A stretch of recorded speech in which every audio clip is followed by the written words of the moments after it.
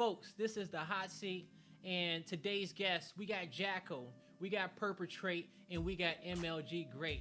Some of the best coaches in the game, and they're going to give us their thoughts on the online major. We're going to be talking about that major, Rostermania, the current online meta, Summer Pro League, and we're answering questions in chat. It's a lot of things that has happened, a lot of roster changes, some that we have not expected, some that we did expect, but we're going to take you guys through all the information. We had one of the craziest quarters that we've had in a long time by combining both pro leagues, and we also had one of the craziest majors. All right, so a lot of stuff to go over. Yo, boys, what's up? How y'all doing? Yeah. Yo, we got the gang here in the building. All right. Not sure if you need to turn me up or not, please. Yeah, let's turn. I'm you usually a guys quiet. up. I'm usually a quiet. I don't know if my speaker. voice sounds low either. I'm a Okay. quiet speaker. All right, let's go here. So yeah, we're gonna mute the music. Get you guys a little max there. Let's get Jackal a little bit of extra umph. You at 100%. I'm bringing you to 130, Jackal. 134. Nice. Yeah, there you go. Great. Let me hear your voice. Hello. Ooh, great's good. You get 117. Great. I'm just loud, bro. Yeah. Yeah. Actually, I'm I agree with gonna that. take that 17 away from you. Yeah, I agree with that. 17%. Okay, you good at one-on-one. Perp, let me hear you. Here. Okay, Perp got you got a nice little mic over there, Perp. Give you Oh a yeah, nine- man. give The you a blue little- snowball, man. Give you a 9% bump on that sucker right there. All right, chat, y'all hear me good? All right, Blaze, but can you answer me a question? What's your question, dog? What's your question? We about to answer everybody's question, okay? Ghost, you want to get a question in before we start the show? Give me your question, Ghost. What is it, man? I missed it. Okay, I missed it. Yo, Noxious, you here? Is my boy Noxious in the building? All right. Yo, Big D energy in the baby in his building. Noxious, whatever Ghost question is, let me just go to the Discord channel. All right. My man Noxious is in here, and if he sees any questions that I may miss, because once I get in the conversation, I'm talking to my boys. Okay, we talking gears. That's what everybody here for. We're gonna be talking some gears. So I still think that's a fake Dana account. you think that's the fake Dana account? That's my boy Noxious. Yo, it's so funny. The craziest thing is too, Noxious, is that everybody thinks it's a burner account, and they be coming to me like, "Yo, Blaze, you know who this dude is?" I'm at LAN events. Dude, I said Hold on, this check to this out. him. I'm at LAN events, and Noxious is the most popular person that nobody has ever seen. They be like, "Bro, you know who it is? This man No one's ever Noxious out seen here." Dana and Noxious give in it the an same intel. chat together. In the same room, Next thing you know, in the Mr. same photo, Here nothing. comes the Mr. same J photo. Decision. Oh no! All right. No one's ever seen them together.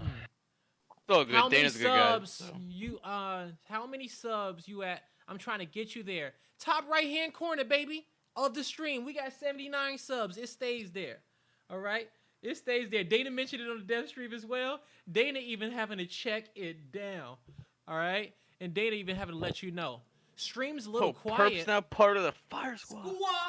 Yo, I appreciate you guys with all the hosts. Yo, thank you.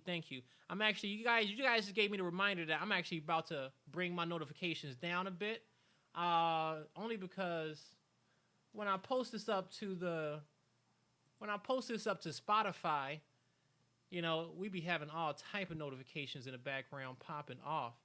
So, you know, outside of like, you know, I just ask you guys, whatever subs you guys have, save them to the end of the stream or till when you got to go. All right? So you can make it happen. Or gift 40 right now. Top left-hand corner, Blaze. Yeah, it's Camera left. You left? said top right, but it's okay. What's top right? What are you talking about? Oh, You said my sub counts in Oh. the top right, but it's really he's just correcting me. Yeah. It's just correcting me. Okay, we got it. All right, y'all. So without further ado, yeah, I'm ready to talk about this. So, folks, we just came off the online major. Great was coaching Team PDHM. Purpatrate was the coach of Vanquish. Jackal was the coach of Parallax Gaming. All right. So Parallax gets what you guys place, Jackal? 5-6. You guys got fifth Same and as sixth. VQ. Yeah, same as VQ. Okay, and Yeah, Vanquish we got got fifth 5, and 6. sixth. And Great, you guys got top 8 or top 12?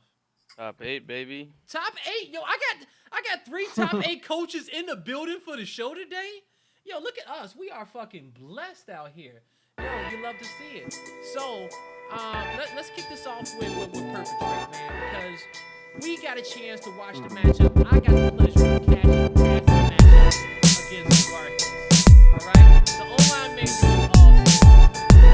were so close to closing it out. Yeah, I know. You man, lost I know. it in the last 10 seconds Yeah. of the match.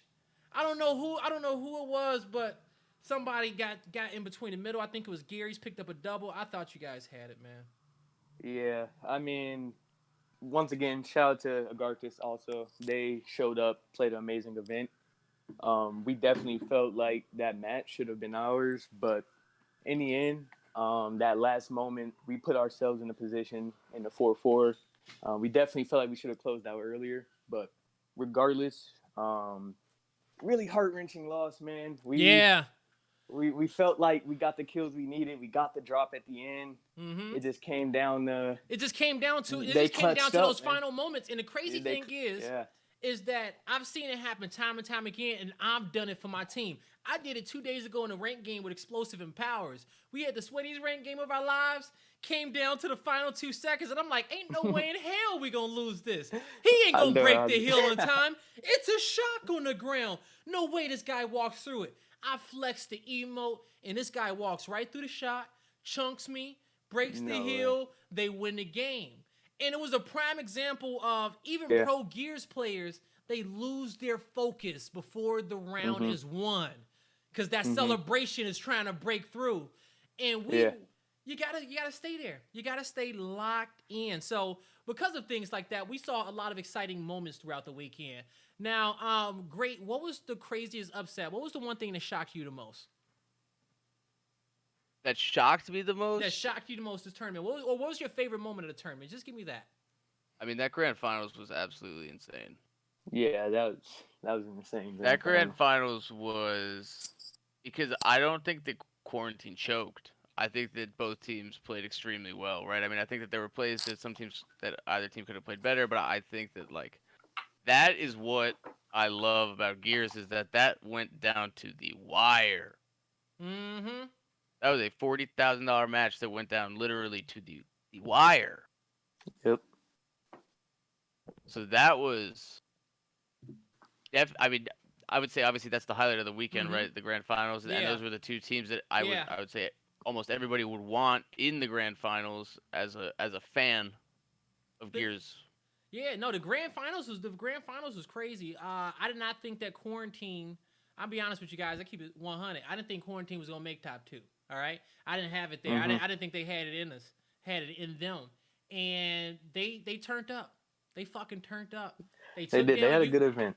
They did, right? That matchup against UYU, I don't know what happened. UYU came in flat. Like the analyst said, UYU did not lose. They lost twice in about 7 weeks leading up to that event. They had lost twice. Then they lose twice back-to-back days on the weekend. All right? And then they show up in the morning, Sunday. The previous 2 events that we had, San Diego, Mexico, UYU got eliminated Sunday morning, bright early on the side station. And now here we go, online major. Of course, it's a different vibe. They're at home. They're looking good. But they've had struggles 2 days prior. Now you got to wake up and play a hungry Parallax Gaming. And when I tell you these boys in Parallax, they pushed them to the wire. They had them shaking. UYU, map 3, up 4-0, about to close it out. And here comes Jackal boys. 1 round at a time, they tie it up. Jackal, you was watching that matchup. How did that make you feel? Oh, yeah. There was one particular round, and I'm not sure if I could hate or love a single person more than I do Kenny, because I'm not gonna lie, he on that last round on the tiebreaker, I don't know, it's on the stream so you could all watch it. Yeah. That last round, No, Kenny flanked Zyosho on a heaven and fucking shot him in the back. Oh man, like that. I still have nightmares. Like I physically still have nightmares. I love Kenny to bits, man. I coached him and stuff, but like that one thing at that point, I wanted him to step on Lego so hard to drop his controller and not flank that in. I'm not kidding, man. That was so annoying. Yo, Kenny played a perfect event. He did. He played well. Like he got perfect. He was playing some perfect gears. Hands like, down the MVP. But my team can do it. We're resilient. We're persistent. We're gonna carry on going. Like perfect practice and all that. But you guys got any roster changes coming in? Oh, I don't know, man. Parallax Gaming. Oh, it's up in the air. Okay. Yeah. Right now, like we're chilling. We're cool. We're good. Okay. You chilling? You cool? Okay. I Okay. made sure of it, man. Like, You but guys play well, man. You guys like, and you know what? Parallax is. I feel like is a team that gets better over time. You know, you got a well, core. You got a core yeah. that are really great friends, and you Well, yeah, guys. that's the good core four. Like is Zaisho and Co. You know, carries Lan and Mm-hmm. that. And then when Toddy went on board, and then he wanted me as his coach. You know, shout out to Toddy. I love Toddy to bits, like Cool facts. guy. Cool man. Cool But guy. we went over a lot of things, and I showed them like Blaze. You know what I do, and I helped Mm-hmm. out great as well Yep. before. So like I went into a lot of detail with certain things, and like the team respects me a lot, and I actually love this team a lot. There's some there's some I don't know. There's almost like a vibe I have with this team. Like other teams, it's like kind of all you probably had it in the past as Yes. well. There's some vibes that you have with a team, and chemistry is such a thing, and momentum is such a thing in this game. That with this team, I can jump on and I can switch from being a friend to a coach within an instant. Sometimes I get roasted by Toddy, which is fine. I'll just take it because he brought me on board and fine, it's all good. But Yeah. Yeah. we have a good chemistry and a good level. Like they are hardworking. They're extremely dedicated. So we have what it takes, man. But we just need to go from good to great, and Mm. that will come in time. That will come in time a lot. So Yeah, that's definitely a process. In Gears Esports, there are certain tiers when it comes down to the top teams. For the longest time, Quarantine and UIU was up there, sitting on their own island. Right below that, you had the Rise Nations, the Hives, about two, three more teams, and then it was like everybody else below them. It was like a huge, huge gap there. So, um, just progressively just making that progress as time goes on is going to help you guys out. And like I said, you guys got the core. You guys are nasty. I watched a lot of people from your squad step up under pressure. And when you guys have matches like that, you only get better from that, right? oh, You absolutely. only Oh get yeah, better from that. 1000%. Like I mean, Rise, they've yeah. come back twice on them, like twice, not once, twice, and that's hard to do against UIU. Usually, it's kind of a reverse role. We all know what Mm-hmm. like Optic was like and shit like that. So like when we come back twice on them, um, it was like it's almost unheard of. Like no one ever comes back, quote unquote, like Yeah. that team, especially in the past. So and usually they're the ones who are doing it. So like the fact that we're doing it is a surprise. And it's a momentum for the guys as well. Like that Yeah. it's doable. It's really doable. So the thing But is that it needs to not be a surprise no more. And I nah, say this like to I want to keep all of working. yeah, you have to. But I want to say this to all Parallax Gaming players that you guys punched them in the mouth. You guys had them sweating and clenching cheeks. You take that energy and you keep that every match that you play and you build off that. You can't go backwards. The foundation is there. The players is there. The effort, the coaching staff, the org, it's all there. The foundation is here. Now it's up to the players under pressure to keep building there. Now you have to go into these matches. The one thing about going into Gears matches is having a certain confidence about yourself, a certain swagger. All right, that you can go in there and make the play and punch your opponents in the mouth, and also you don't have to have a respect for them. Where a lot of teams in this league messed up at, especially in Gears of War 4, they feared Optic Gaming, right? And rightfully so. Those boys was nice. But it took a few teams that had that energy to say, you know what? I know that the only way for me to overcome these guys is to come out equal, matching that same energy. And you have to remind your players that they don't respect you.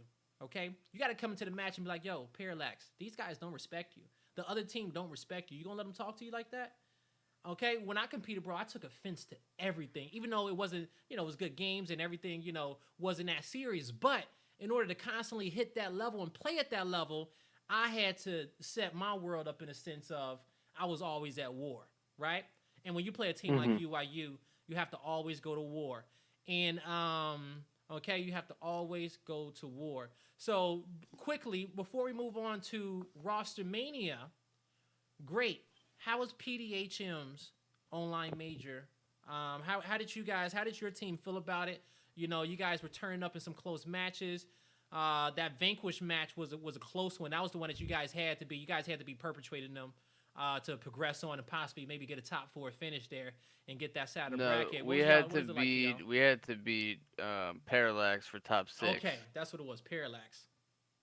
Yeah, we brought Rise to the wire in winners bracket on tiebreaker. If we had won that, we would have played Vanquish. Yeah, y'all did take them to tiebreaker, didn't you? I want to say it was round 9. Yeah, it was. I think y'all did go to round 9 with Rise. Yeah, Yeah. y'all turned up. I mean, yeah, that was super. I don't want to say devastating, but it was like, it's like, damn, right? And then you watch how Rise pulls up against these other teams, right? I mean, smacked Vanquish, and then I wouldn't say smack. as they progress. Perp said, you better relax. No, I'm only saying that because Perp's here. But I mean, Rise pulled up that event. Yeah, they had like, a great. Yeah, they really, really, really showed up, and I mean, their new roster is looking really tough. Yo, but, and before, yeah, but we could talk about that later. Yeah, we're gonna get into that one. But I mean, their match against Quarantine was one of the craziest matches of the weekend, also in winners bracket. Yeah, no, the Quarantine and Rise match was super wild, and let's first off, let's give respects to the former Rise Nation roster as they stuck together throughout the season, and they gave us some great matches online, and they kicked the weekend off. Old Rise Nation roster: Shock, Detox, Vexies, Enzim, Drix. We send you love and we thank you, but rest in peace. And rightfully so, because you have such an amazing event throughout the weekend. You rise up to new heights, right? Now, this is the hard part about holding the crown. This is the hard part about being a top team in Gears Esports, while a lot of people can't keep it as long as teams with like Quarantine can and teams like UYU, is because once you start getting that gas, it needs to go somewhere. That energy, it needs to go in the right places. It needs to get focused. Because when you start feeling yourself too much, you start fucking up and making mistakes. All right? And they had a great tournament. They get to the winners bracket final. They do it in this epic way. And then they win the first map of the series. And then for the rest of the tournament, they go 3-20. They win 3 rounds and they lose 20 rounds over 4 maps. And they're out of here. All right? They're done. Top 3 finish. That's it. Tournament out the door. They beat UYU that tournament. They beat Quarantine. And they came back and got vengeance against them. And from that point on, that was the end of Rise Nation. And now we're going to use that as a segue to transfer into Roster Mania. All right? As that is now it's now officially have popped off. And everybody, I believe, knows Rise Nation's new roster. I've had a bunch of people come and tell it to me in the chat. And that newest roster is going to be Enzum, Avexies, Franchise, Rushies, and Icy. With Drix going into retirement, Shock and Detox going to other teams. I know we've seen Shock, maybe do a few scrims with Vanquish. I don't know where Detox has went just yet. Maybe it's PDH. Who knows, But, how do y'all feel about this Rise Nation new roster? And Jack, I'm going to let you kick this one off because I haven't heard much from you in a bit. It's gonna go like 2 ways. I really feel like number one, I feel it's gonna go positive. They're gonna have like a honeymoon phase, and things are gonna be cool. They're gonna be slapping people left, right, and center, and then they're gonna slowly progress into like a nice, steady, consistent team after that. Number two, they're gonna hit like a bump in the road, right? And then I feel arguments are gonna start between certain individuals in that team.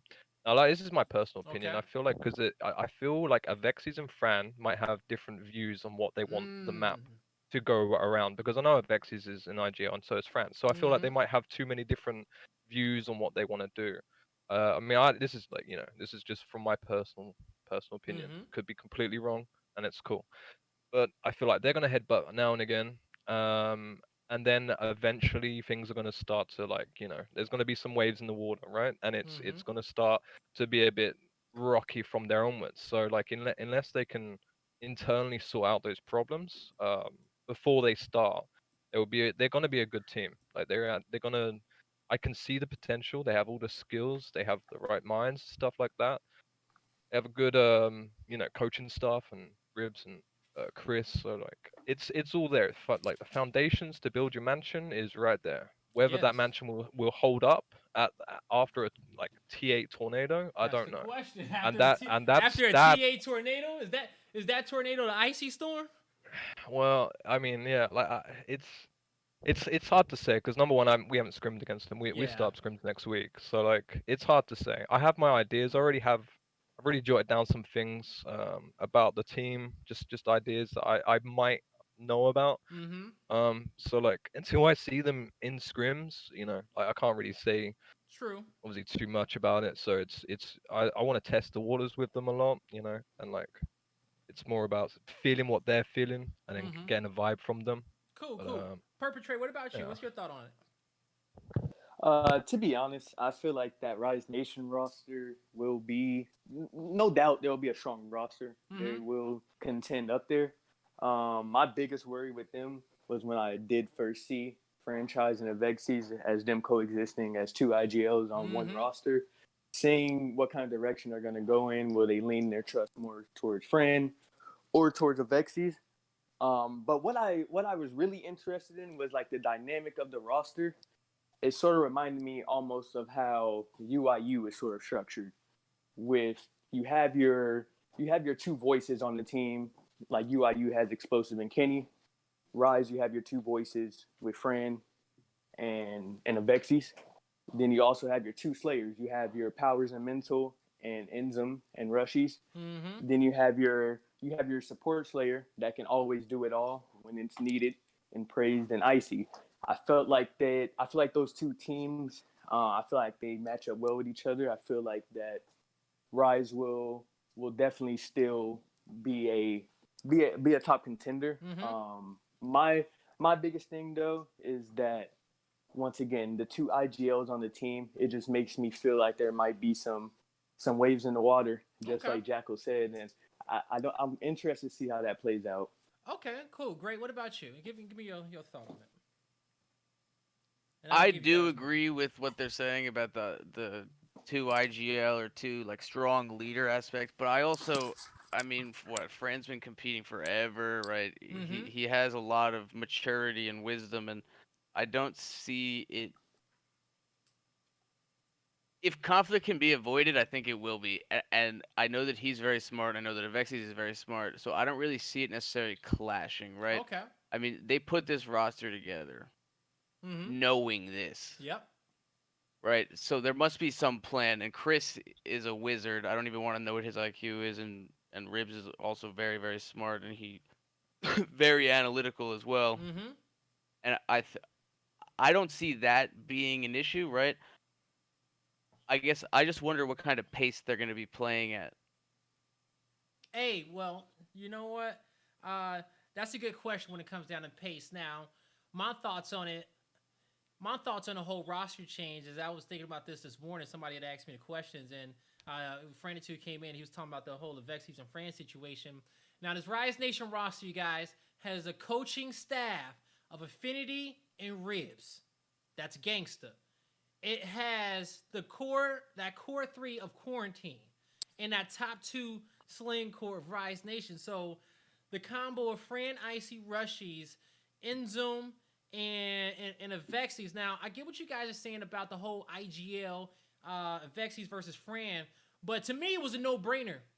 Avexis takes a step back. All right, Fran been getting you over these last two seasons, and he been doing this for years. All right, and it's something to be learned there from franchises. Also, I don't even think it was a debate when it happened. It was like, hey, bro, you got this.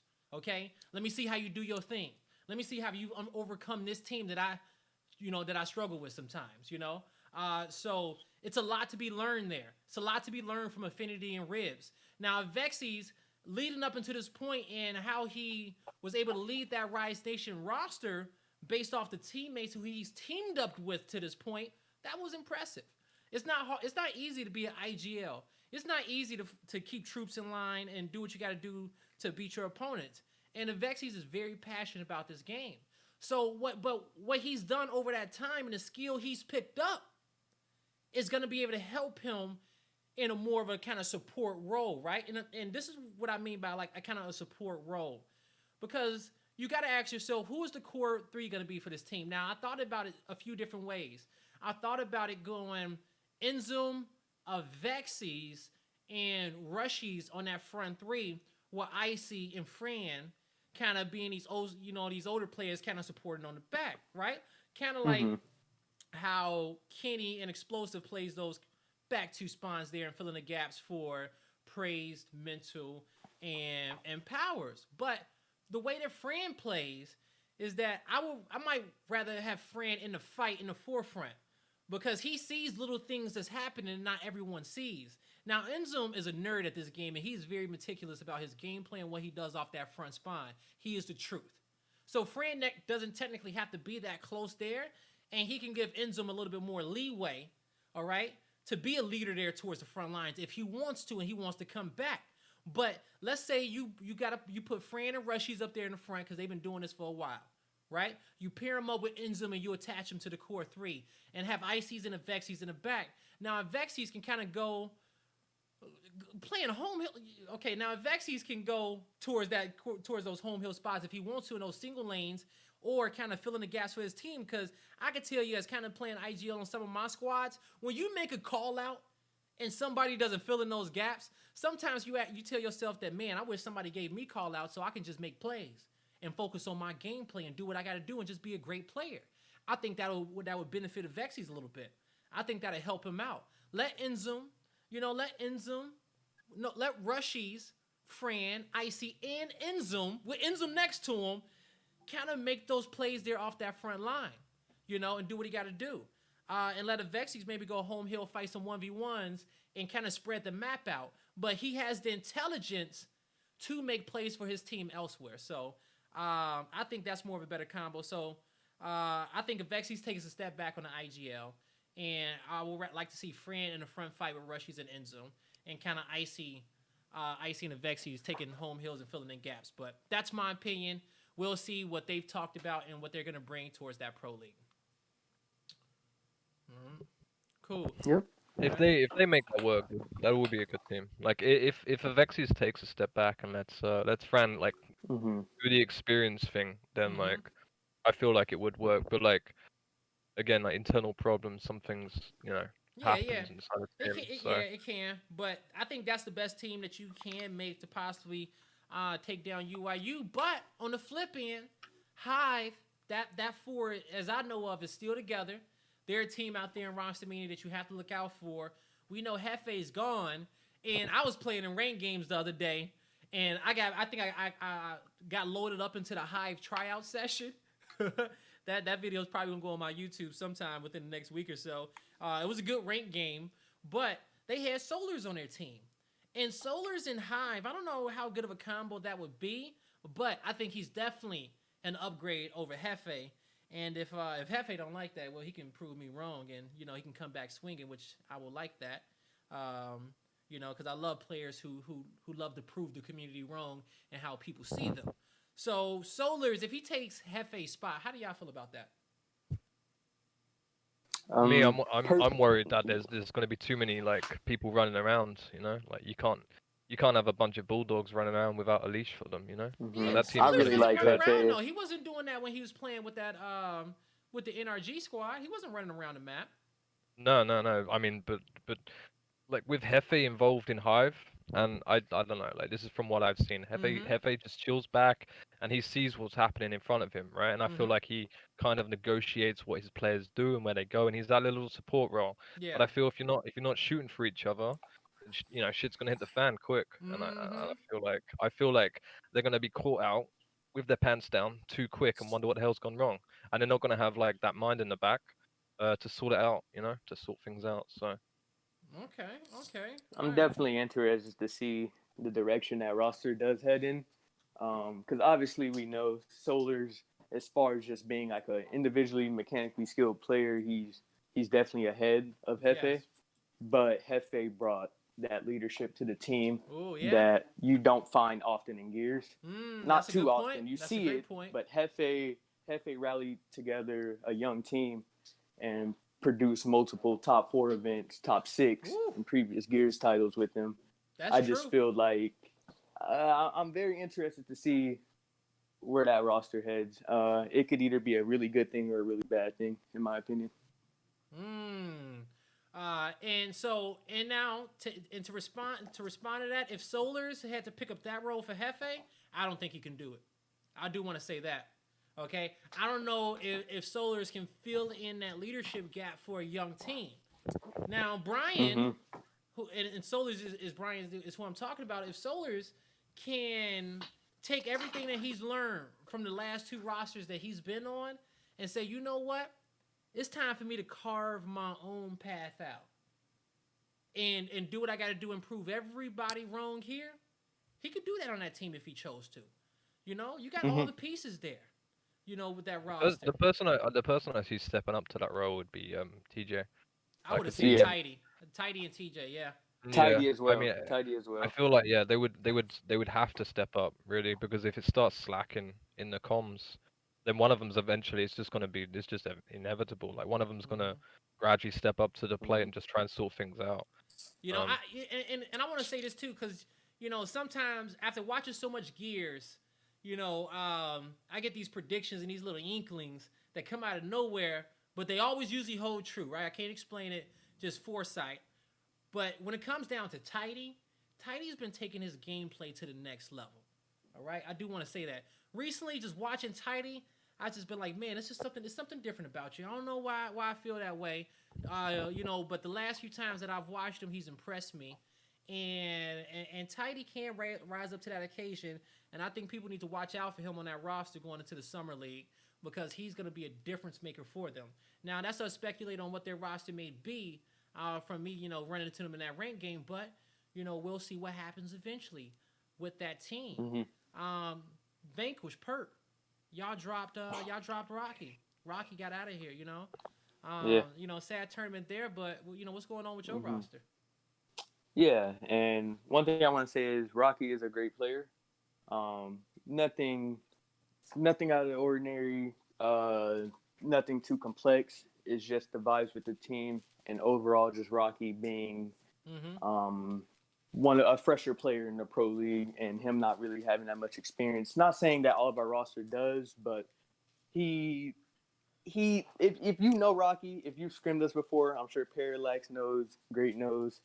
Rocky, he likes to trash talk. He likes to, you know, have fun, and and at times it can derail things that we're trying to do as far as practice goes, and other things. I think Rocky does have a bright future ahead for him in Gears. I think that he'll find himself a great team, and hopefully he plays in the qualifier and he can get back in. We'll look forward to playing him. But again, we just felt that it was the best decision for us, and especially because we feel that we were so close to that top 4 level, and we feel like that with better practice and just more discipline on the team, we can take it to the next step. Because I think what a big misconception people have about us is that we're just this wildly aggressive team that doesn't know how to, you know, sit back and use our teamwork to succeed. I think over the course of the pro league, and at least for the event, we showed that we know how to slow it down.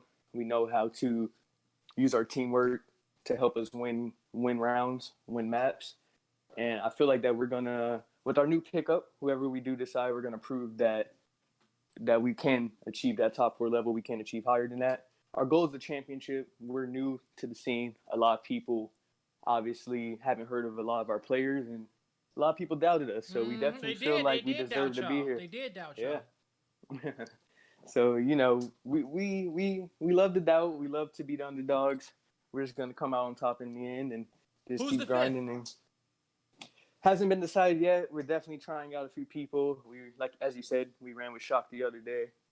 Ran with a couple other people. We just want to find that right fifth that fills sort of Rocky's shoes in a way, but can also maybe do a little bit more for the team as well. Okay, somebody posted in chat too that Shock, Detox, Pale, Vital, and Kyle. So that's Reborn, right? With Rise's drop players. Yeah, much. with the Rise's drop player, which I think that could be a good roster too. You know, those players been at the top. Maybe they just, maybe they just need the right soldiers to, be a top 4 team or a top 6 team again. Which, Yeah. how you feel about that That's- combo, Great? I'm one of those people who I wouldn't say I doubted VQ, but definitely looked down, or underestimated is probably the better way to word it. I wouldn't say I looked down on them. I mean, when we played them in the qualifier to get into the Pro League, it was 5-4, 5-4. Okay. Yep, neck and neck. And that was a slightly different roster, but it was definitely close. And then we played them in the Pro League and we beat them there, and then they came back the next time and. And you're speaking on Vanquish's roster, right? Right. Okay. All right. I mean, so much has been talked since I spoke last. And that's been So there. then- But when you're done with that, let me know how you feel about this new Kyle's roster with Shock, Detox, Kyle, Pale, and Vital. Yeah, for sure. I mean, I don't really have anything else to say about Vanquish. I hope that their fifth I hope they get a good fifth. I like the Vanquish is squad, what right? they need. Yeah, and what if they're they get a looking good for. fifth, Yeah, it could change the game for them. absolutely. 'Cause I do agree with Perp. I do think that they have the potential to be top 4 team. I have no idea if Rocky was the problem or not. But Appreciate that. it'll be interesting to see, Mm-hmm. right? Yep. So then that new roster, I mean, it looks tough. You have 2 players who played very well this past weekend, very very well, right? The the qualifiers online, the Pro League's online. They're coming off a hot event. They're added to a roster who didn't really perform, but they're not bad players, not at all. Sam is very very smart. And I mean, I've been watching some of his wagers just when I'm really board at night. Yeah, I've been watching Sam's wagers too. And he's been turning up. Yo, check out I lo- Sam's I wagers, love- everybody. I Everybody love been playing Sam's Sam and wagers. His I love- his I love wagers Sam's are. wagers. I'm just chilling at night watching that. Bro, I Sam love be Snapchat. just it be the Yeah, chill man. stream watching Sam's It's like, wagers, man. He's my Netflix and chill at night time, man. Then in the morning, like watching that thing. Like, it's about that time. Yeah, Sam on the I don't West know. Coast Yeah. playing those wagers, baby. What's Sam's Yeah. Twitch? No, they're Twitch.tv intense. They're / Vital intense. Sam? He's pulls up. Vital 1. I think Vital Vital the One is Vital's Vital the Twitch, One. you guys. If you guys have not checked it out, Twitch.tv / Vital 1 at night. Watch a lot of professional 2v2 pro wagers if you guys see it on the TL. They're nuts. Yeah, they are pretty lit. Yeah, I don't know if he's snorting G Fuel or what it is, but he's a demon when he goes into these wagers. It's insane. I mean, I think that's a pretty stacked roster, right? I mean, I haven't seen Kyle play at a very high level in a long time. So that'll be interesting to see what his role is. Yo, is Hesitates in the chat? Is that Hezi? Is that? I believe that is Hezzy. So Hezi, Maybe. you got dropped? Oh man, sorry to hear that. Or did you? But Hezi said, "Hey, I'm dropping intel." He said they got rid of me. It's Sneaky, X, Morty, Lava, and Crash. Now that roster there, oh man, they pissed me off last quarter. They pissed me off. I'm like, how the hell y'all give up y'all Pro League spot over a miscommunication? Look like, because from what I seen, they played with 4 players that they had on their previous roster throughout the entirety of the offline matches. So whatever happened there, whatever happened, I don't know. But I feel like they could have kept the team together and kept their Pro League spot. So regardless, they got to earn it back now. You get rid of Hezzy, you bring in Crash. I don't know, how that's going to be, what type of vibe that's going to bring. I do like Crash as a player. Hezzy, I love Hezzy's rotations. Hezzy, from watching him play. There is also another piece of roster mania that we're leaving out here, and that's 2 LATAM players being banned. Yes, it is. Oh yeah. All right. Right. So folks, let me just give you guys the breakdown. Before coming into the online major, we've had a few LATAM players, just doing things that were not a part of the rules, and they got caught and they got punished properly. And that was just, Choche and Designite exchanging money for wins and losses.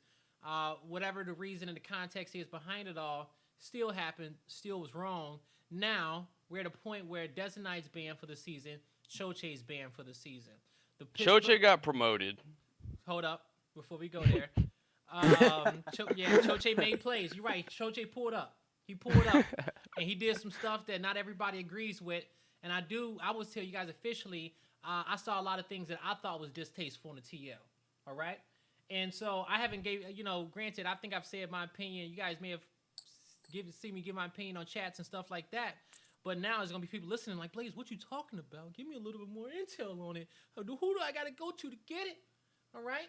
And Choche and Des and I got banned, but right after, Choche got promoted to Fire and Ice's esports manager.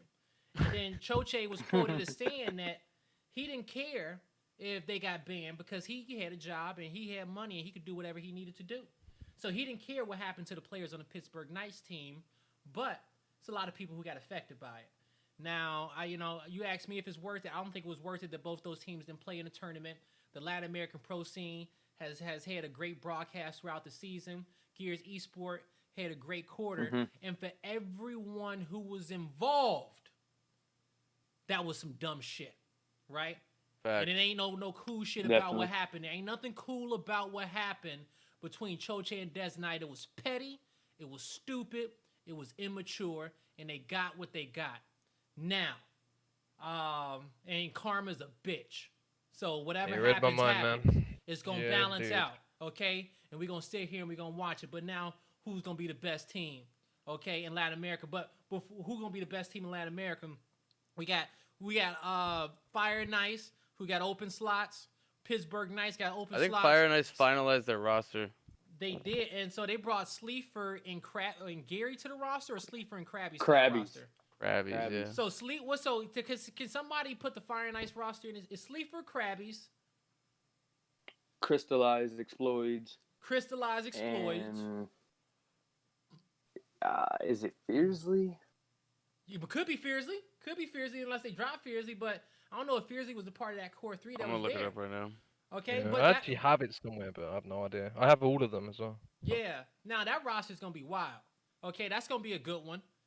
That's gonna be. Krabby's finally getting his big shot. Yeah. Now, who goes to Pittsburgh Knights? Is that Gary? Is Gary on the Knights? From what I've heard, I will say, if I'm not mistaken, I believe it's gonna be Crack. Ooh, Crack. Yeah, I did hear something about Crack. Somebody told me in chat he had Crack to Pittsburgh Knights. Okay, Slash says it's gonna be Crack to the Knights. Oh, Crack to Philly and Dezo's spot. Crack been around for a while. Big shoes to fill. Gary got visa issues, but that's probably means, hey, that keeps a balance. Gary gets to lead the Agarthas roster, right? He gets to work with that team and keeps getting to take care of those players. So, Gary is there. So I hope we get a chance to see Agarthas in the Pro League. I do want that. I want Knights, Agarthas, Estral, and that's it. And Fire and Knights. Those are the teams that I want in the Pro League, if we can get them. But I know Carnage got something to say about that. E-Storm got something to say about that. And we're going to see what's going to happen. Now, the next roster, we left out a North American roster that we got to touch bases on. It is the roster of Rebel. Now, so the core 3 that has stayed with Rebel is going to be Sleepy, Rezik, and Jerpy. And these guys get 2 Slayers on their team to fill in the shoes of Crash and Zerpting. Now, they were playing with Noxious in the tournament, so Crash has been going for a while. So you're filling in the shoes of Noxious and Zerpting. You get Speedy and Toy Soldier. Okay? You get Speedy and Toy Soldier to the team with Jerpy, Rezik, and Sleepy. Who wants to talk about this one? I find that's interesting in my opinion. Okay, Perp? I once again, I think that's either a case of it's going to be solid or I can see that going south very quickly. The reason is I just feel like that's a lot of passion on that team. Yeah, especially with Toy Soldier and Speedy. And I've known they've teamed in the past. I know they had their differences in the past. I'm very interested to see what happens with that team because I know Speedy from teaming with him with In Control, with coaching him, and I know what kind of leader he can be. Speedy is a very talented player, as everyone knows. He's always been talented. But my biggest worry is will this team be another like just another project that doesn't work out? Will it be a failure just simply based upon the attitudes on the roster? I just feel like I can see that not going too well. But I mean, what do you guys think? Great, Jackal. I mean, it doesn't matter who goes first. You've had Speedy on a team, so I don't know about Jackal, but I mean, I've had Jamie on my team, so you know, A lot of passion. between the Man. two of us, we could probably work out how well that will do, or how well it won't do. Well, you But know what? I'm gonna say it like this. Speedy Speedy himself is. I think Speedy has. potential. Speedy, of course, Speedy has all the potential. He's a champion, right? Mhm. Let's not get it Yeah. twisted, guys. Okay, Let's not get Speedy twisted, is a champion and terrorized everybody in Gears 4, and he's one of the best players out there. But it's his attitude that has kept him back, right? That's the truth of the matter. Now, has he worked on that attitude? He's been playing with these AMs, all right? He's been grinding up with these teams, full of New Yorkers doing what they got to do. People who respect him, who's been listening to him, all right? Now, Speedy, he got some of that excels in him. He gonna make some great plays, make some great call outs. He sees the game differently than everybody else. But are you gonna grow up and be a leader? What type of leader do you want to be? You want to be somebody that's feared or somebody that's respected? What type of teammate do you want to be? Okay? You got to ask yourself this shit as you get older. Because as we live in this esports world, the same attitude that y'all bringing in these scrims and practices is the same attitude y'all got out there in the real world. Let's keep it 100. Okay? That's the same. Yeah. There's the same attitude that y'all have there. So I'm looking forward. So he needs to come in and have that respect there. Now you got Betts on his team. He's played with Sleepy before. Okay? Rezik is not going to be no pushover. Toy may have more accolades than Speedy. Speedy can't talk down to Toy, and if you yell at Jerpy, you dumb. Because Jerpy is the perfect player. You don't yell at Jerp, all right? Just let Jerp watch your six. Now, if he's on a team with the players that he feel equal on and they can come together, then they'll be okay. Rezik made a lot of shitty drop shots, and I hope he's been shooting bots. But Rezik makes plays, and he makes some great rotations and some great flanks for that team. Still very few players who can fill in Rezik's shoes that will be available for that roster. So I'm okay with the Slayers there, and I'm okay with the support players of Jerpy and Sleepy. And we'll see what happens with them. If that roster is a thing and it comes together, we will see what goes down there. But even speaking about, getting wild in scrims and practicing and being a good teammate, because when you get into these intense pressure matches, you have to run these strategies. You have to hit the smokes, okay? You have to be able to make the rotations and properly place those utility grenades. And especially in the way that the meta has been played in this game, you need to be on your P's and Q's, okay? And so with the in-game meta, what has been some of you guys' how do you feel like it's been playing out, and how do you guys feel like it has played out in that last online major? Jack, I'm gonna let you kick this one off. I got a lot to say about this online meta. All right, first, I don't like it. Just I don't like it. But it was curious, like seeing some of the AM teams come along, and like there was one match we had like it was a few times against VQ and other teams. We had like a Tebow down, a Markser down, and then like all over the map, right? And that was pretty cool to watch. But like this typical, like every great knows and perp knows that like in scrims it's just literally it's just so boring to watch, like the weapon placements. It's So so boring. damn it's like Very boring. I've left 20 seconds of my life throughout like 6 or 8 turns or whatever, and I know what everyone's doing, and it's just so like ugh. Like it feels like I'm playing a level 1 bot on fucking Minecraft or something, right? It's so stupid, and I want it to happen, and I was gonna like carry on, and I want different meta in that. Like, so my idea, whether everyone hates it or loves it, I'm not sure, but my idea, take away the smokes and take away the incense, or the smokes and stuns, right? And put them on players only, right? But then switch the weapon from Boltok to Talent. So like Boltok builds up to incense and Talent builds up to shock, right? Put them down as a pickup weapon, and then your stun and smoke players can have stun or smokes, right? I So like that's that number one. idea. Number two would be I would also like the idea to block a stun on a player, because the first spawn stun is quite dangerous, because if they get a good stun on a certain place on the map for an Yep. initial, you take away that stun, the dude's running there and they're butt naked, like he's running in the middle of the school, like with his pants down, right? He's getting laughed at, like he has nothing to defend himself with. So that you take that away, and then you have to really work out if you want to block the first spawn stun, or block, like, say, the bolt hook to incense. Like, what's causing more trouble, the incense on certain areas, or a stun player on the incense, you know? And then if you build up from those weapons, I would like to see just more weapons on the map, like more Mm-hmm. versatile weapons around the map. You Mhm. know, More like skill-based Galfall was, weapons. yeah, because it's Correct. quite boring. I like the teamwork, but I want escalation to build up, going from like 0 miles an hour on a treadmill to level 10 uphill climbing Mount Everest. You know, I want it to be a Mhm. struggle, because some of the plays that people do with some of the weapons is incredible, and it comes to those points that those weapons are so important to certain players and so important against teams that they make or break a match. So like, I just want just more, basically, you know. And I thought about it a lot, especially when I started the game. There's a lot of chaos going on. And I was even to the point where, like, what about if people could put 2 weapons down at a time? Would that be too much? It probably would be too much. But say if you're going on to the last round and a half, maybe you can get 2 extra weapon placements just to build up that intensity into the last round. You know, you have a lot more to Mm-hmm. work with and a lot more to use. But I think I the mean, do you whole remember idea the of the first meta?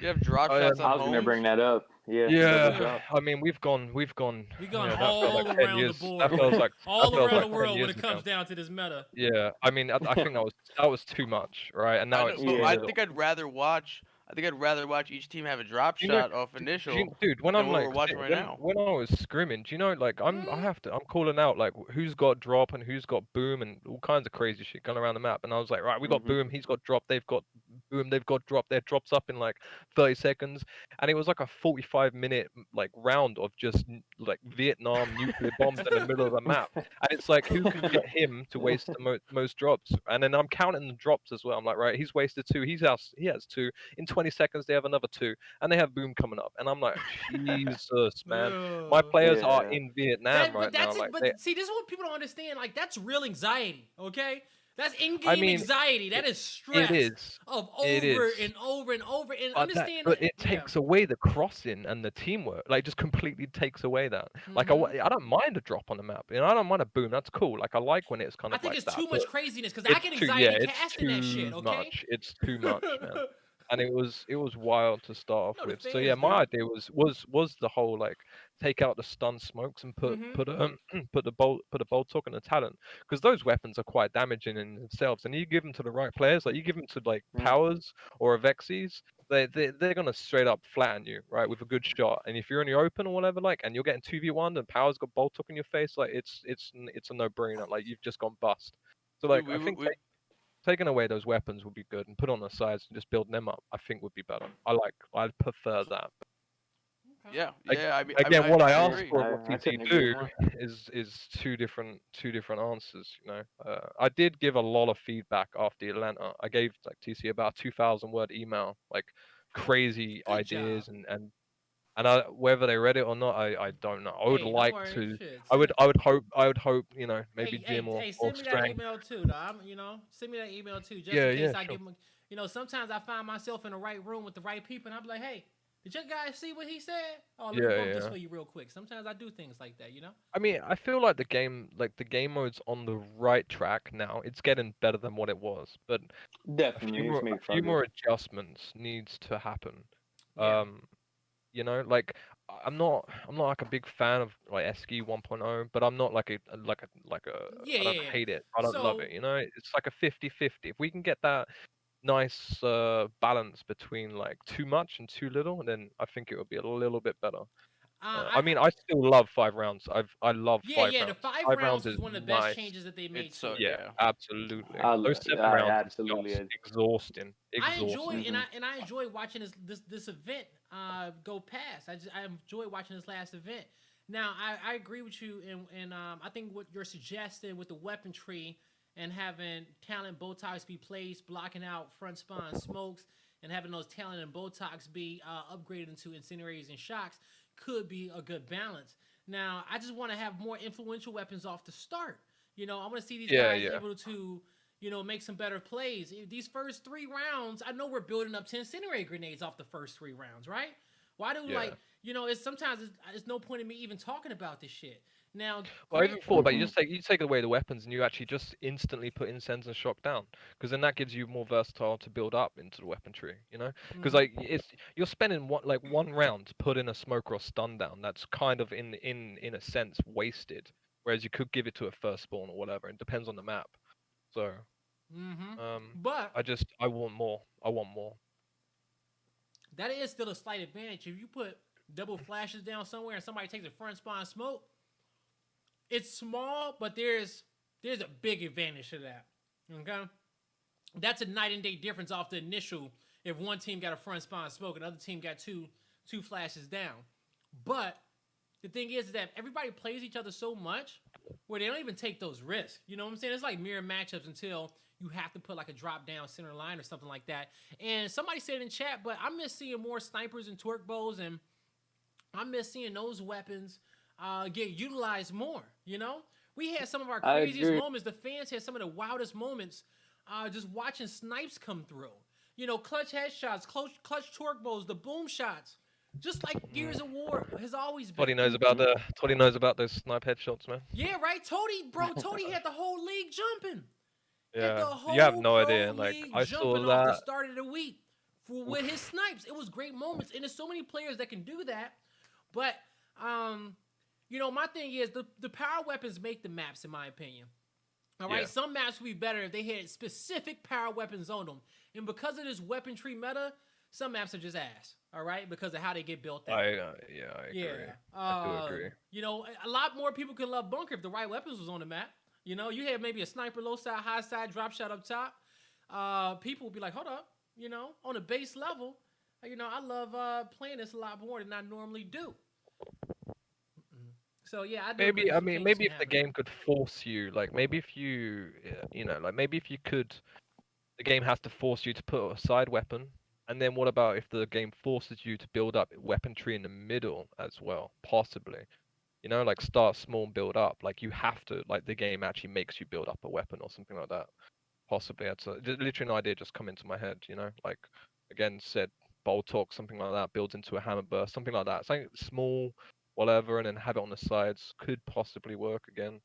But I think ideas evolve from conversations like this. I feel like Yeah, they do. like This, ideas evolve. and this is why You- this show was a thing, right? yeah. Like I like it. Coming off the top of my head, like having a weapon in the middle. Because I mean, everyone know like Gal 4. Like Gal 4 at the end it got really like stale, and it's just like boom in the middle, like 5 smokes. Let's see who comes out on top with a boom. Cool, and done. And then I'm gonna respawn 1,000 times, And like I'm glad the respawns are there.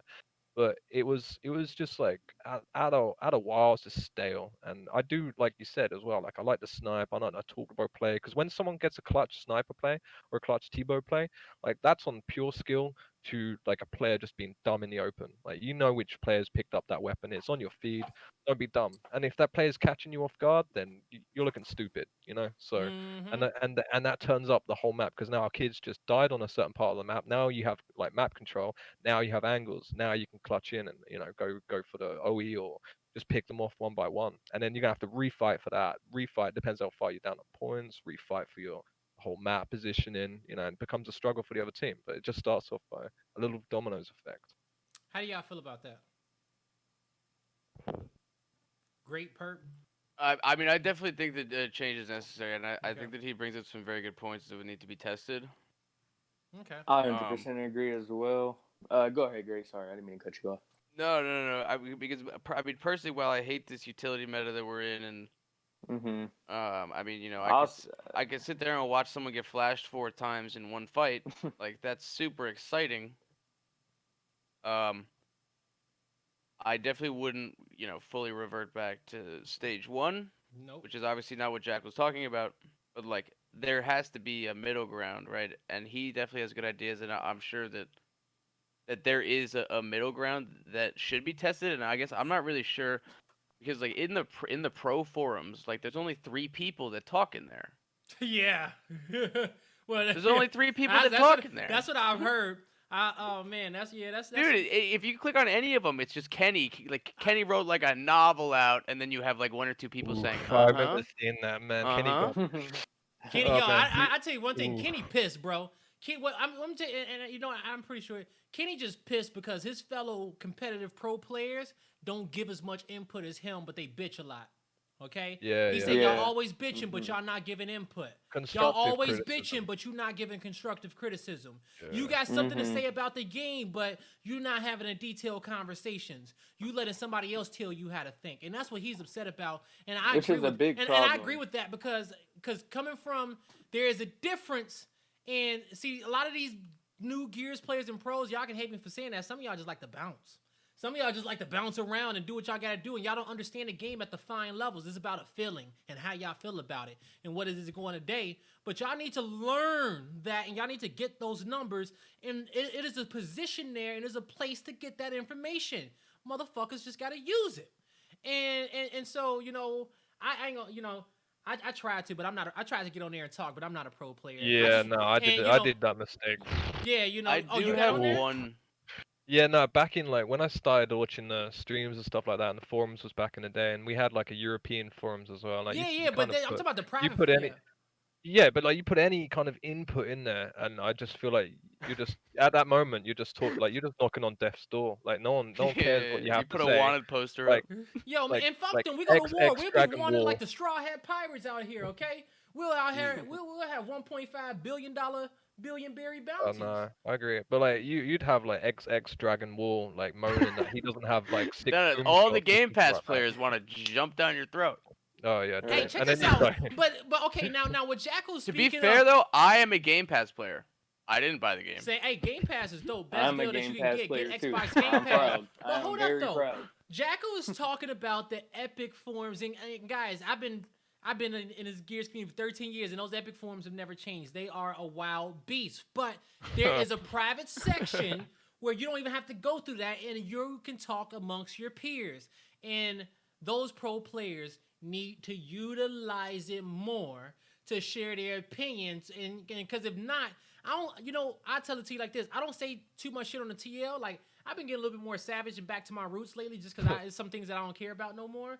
But TL. but the thing is that don't be bitching on the TL when you ain't saying some shit behind the scenes. You know what I'm saying? Don't be bitching when something get Yeah. changed and you ain't saying something behind the scenes, because all y'all in the chat, y'all be caping for motherfuckers on TL and y'all be co-signing with your favorite players here and there. But what have they done? You know, and some of them do some, and some of them do nothing. Don't do anything. And I we agree. can't Some and of we them- can't say the coalition hasn't made an effort. They do make to efforts. reach They out make to a lot of players, efforts, you know? y'all. Okay. They have a very fine balance though, which I appreciate because they're a business at the end of the day, Yes. and they have a fine balance between like keeping the esports players happy and keeping like I don't know Timmy with the boom in the middle of canals as a Terminator happy as well, which is cool. Like that's fine. I want them to have fun as well. But at the same time, we need to have like a constructive game mode. You know, I don't want like Mhm. all this shit happening. If like whatever, it's cool. Like and to a degree, I mean, who remembers the whole core and competitive playlist? Like the fact that we didn't on Gears 4, like the fact we didn't have core, like I felt like core was good, but it could have been adjusted to the point where it would have been good. But It's still wild to me, man. Like the separation between like that in the separation between the community, us and them, and they was like, "Oh man, but you guys want two different games." Well, we understand how to play the game two different ways, but all and this is what grinds my gears. Okay, chat, I'm serious about this. Okay, this is what grinds my gears. The most popular playlist is King of the Hill. Everybody plays it, okay? All these people queue up, and it's a respawn playlist, but it has broken respawns. Now, let me tell you why this grinds my gears and how I feel like it affects all of Gears.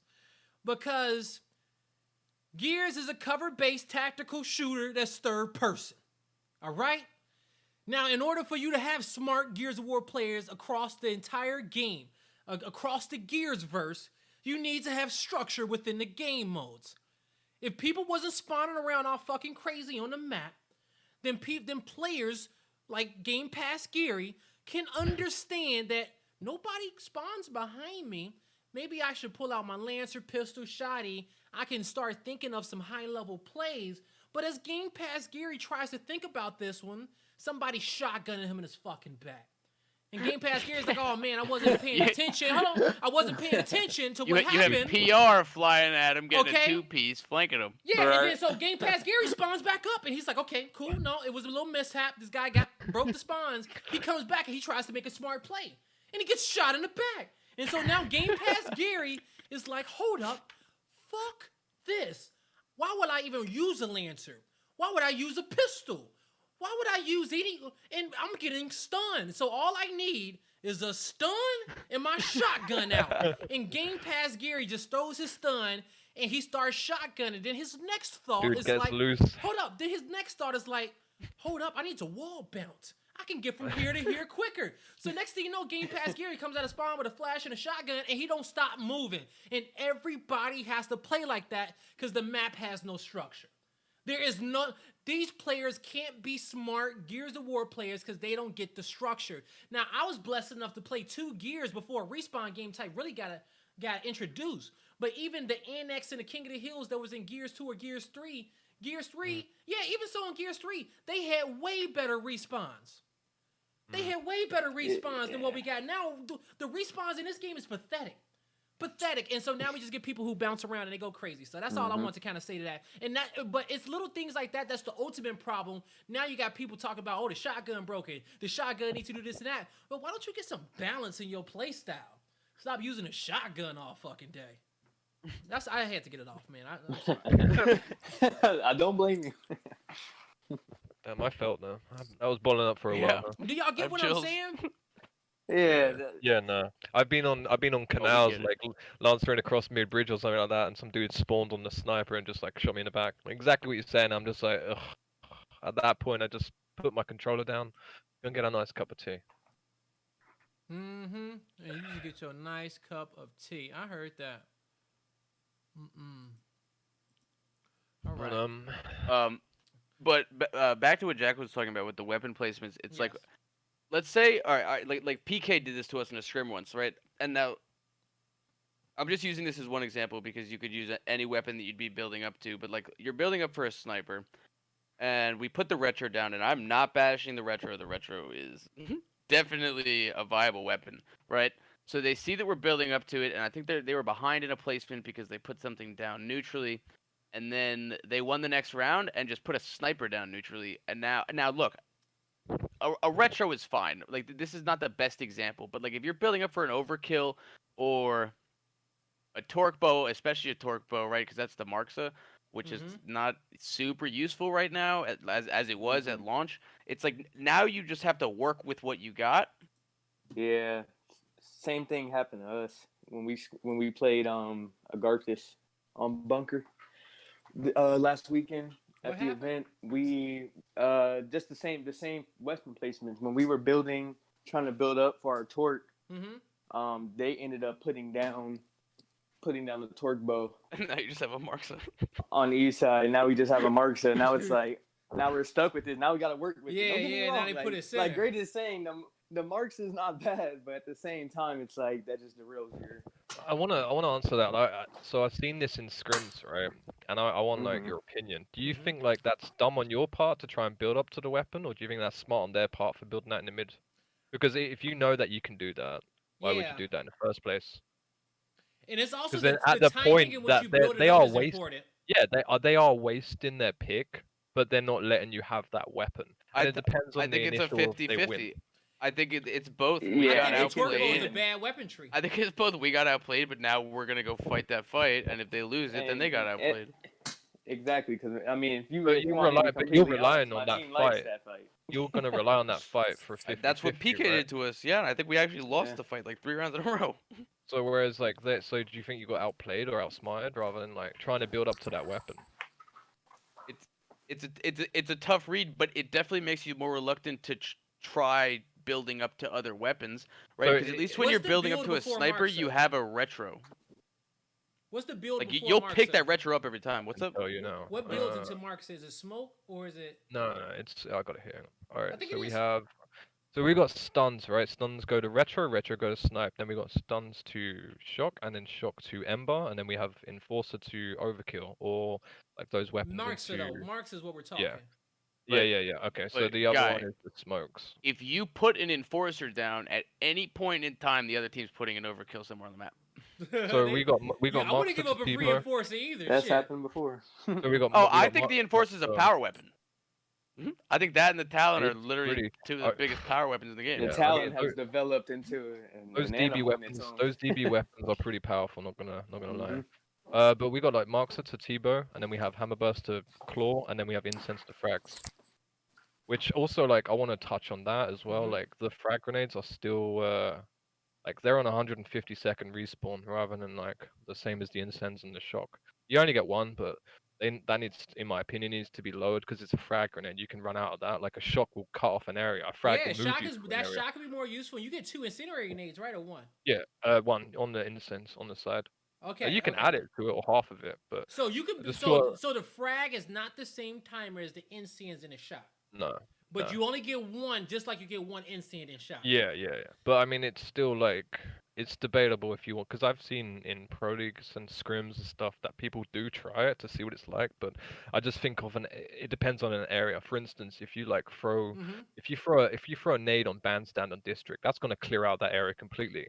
But whereas you throw a shock on the bandstand, they have another way to get around. You know, so if you want to move an area out, you want to move that dude out to the open where you can cross him down rather than shocking. He's still against cover, just chilling. Like if you hit that certain right, and incense as well.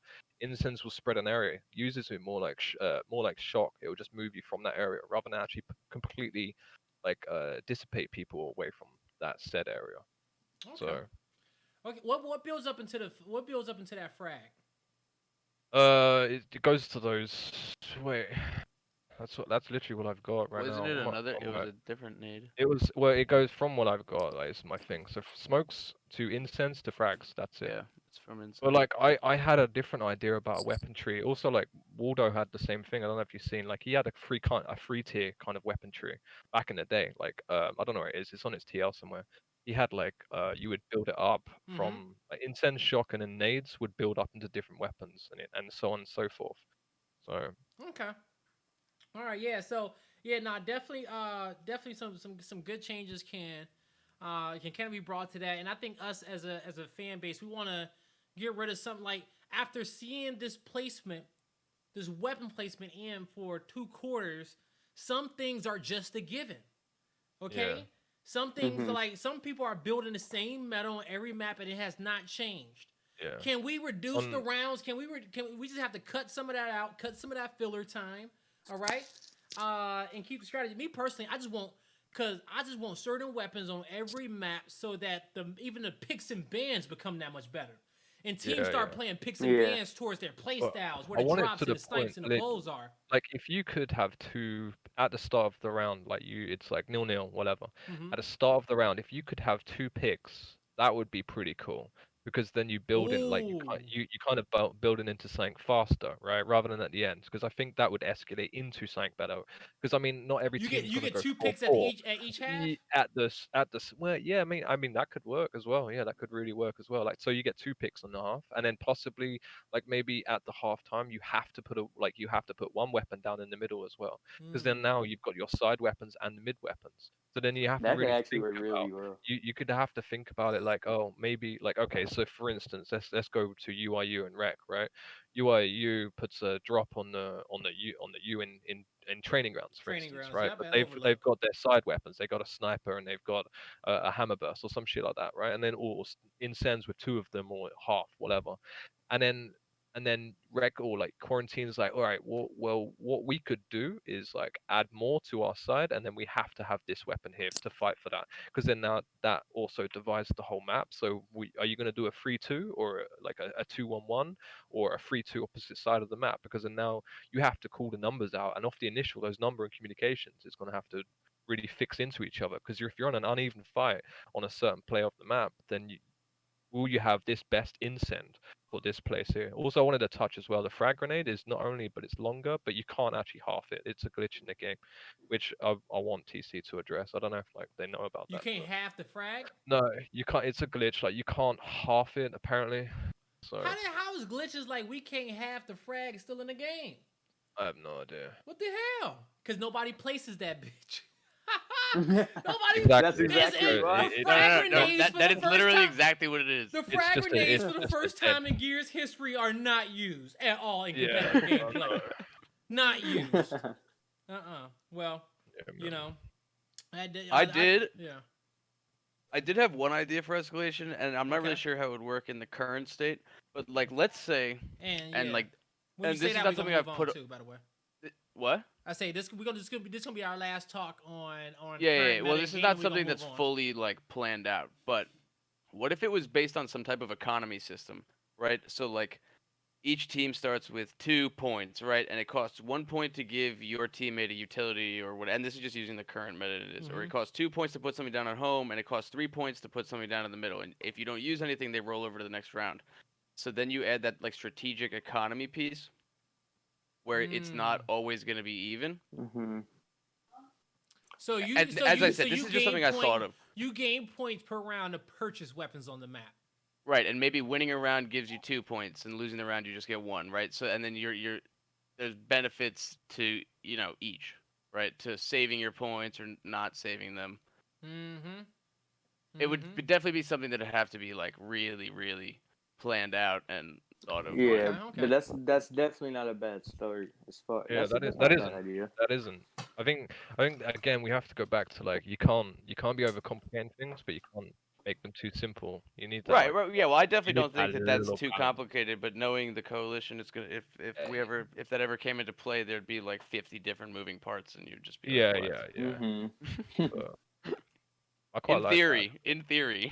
that. Like you're kind of going along like CS:GO, right? Kind of with that. The whole Yeah, point. kind of, but it's not That's individual. what I thought of when I first Yeah, started that's what I'm CS:GO. thinking about it. That's how it's going up. Okay. Great ideas all across the board. And ultimately, we all agree that a change should come through. We gave some great ideas, and spice it up for the fans. Okay, spice it up for the fans. Now, summer quarter pro league. We can keep this one short and sweet because we talked about roster mania. We know that it's going to be some great games. We'll have some great teams coming through the LCQ. We're going to have to do another different hot seat to talk about that one. Maybe me and Deluxe kind of chat up on that one tomorrow or the next week after, whatever it is. But Summer Quarter Pro League, the reason why that is there is because I had tweeted the other day about how cool it would be if LATAM and North American Pro Leagues got combined, because we just saw a successful tournament with it. Outside of the early lagouts that we saw Garthas have, we really didn't have those no other issues there. But if North America was truly North America and you had Mexico, North America, and Canada in crush mode, Mexico, North America, and crush mode together, could that work out? And next thing you know, you get triple the match. You add in another set of matches. Everybody plays each other twice. We get 8 weeks probably or something like that, and we get a lot of awesome content too. So I thought that'd be cool. And Perp, you want to get this one on the board. How you feel about that? Yeah, I actually think it would be a really good concept, and especially since, we might have to adjust to the online format for a while, especially when it comes to the events. In that case, why not just have the Pro League where these teams can face off weekly? One of my concerns would probably be ping-wise for like the LATAM teams and some of the NA teams when they LATAM have to host. Because I did see a lot of them were complaining about it during the event. Yeah. But even besides that, I just feel like it was as a far neutral as host. uniting, They didn't switch hosts. They switched hosts in the finals, I think. exactly. They let them switch hosts in the finals, but everybody else I think was a neutral host.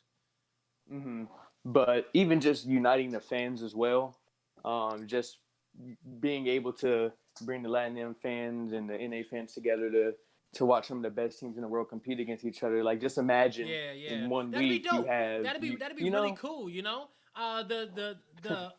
The interesting thing would be the EU region that they're not able to join in, and I hate it because the EU region is awesome.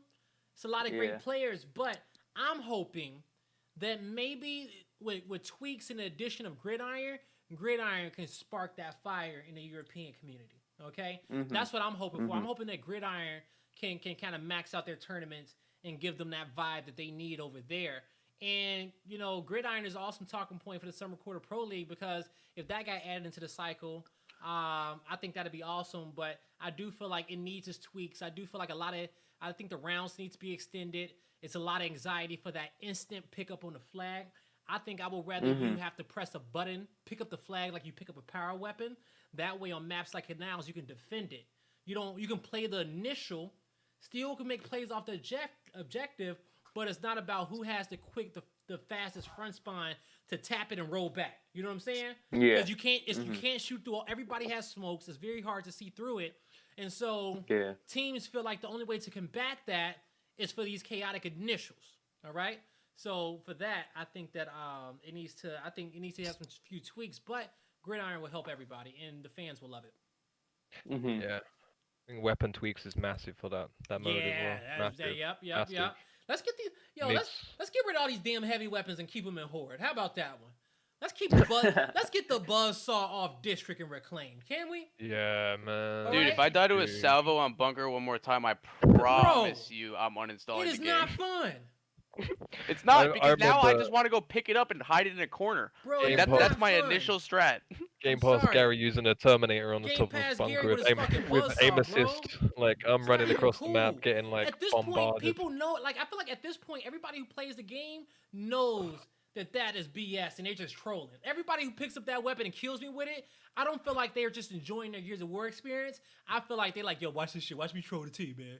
Watch this. They got the buzz on the Oh, map. I'm about to picked up embarrass that- them. That's how I picked up feel every that time I die weapon. by it. I picked up that weapon once and I just like destroyed 3 people coming out of their spawn. It was like horrendous. And part of me felt bad, but part of me knew it was going to happen exactly to me in the next game, and it did. But look, Well. Terminator is a great movie, but I want to and Rev believe. 9 needs to go too.